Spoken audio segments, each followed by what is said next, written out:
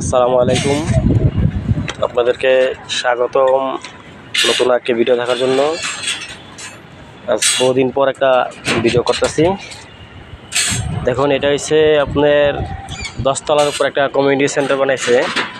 এখানে জিমেরিয়া বানাতে পারে, এটা যে যাই বলায়।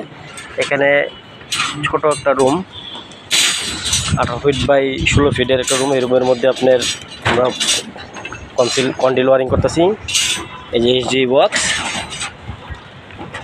এই যে এইচডি বক্স থেকে আপনার চলে গেছে। দেখেন কি গুঞ্জে গুঞ্জে।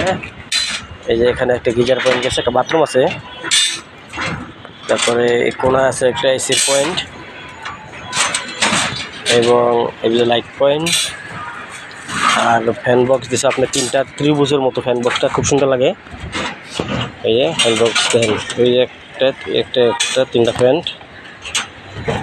আপনার এই কোণা একটা পাওয়ার দিছে, যথেষ্ট পরিমাণের পাওয়ার।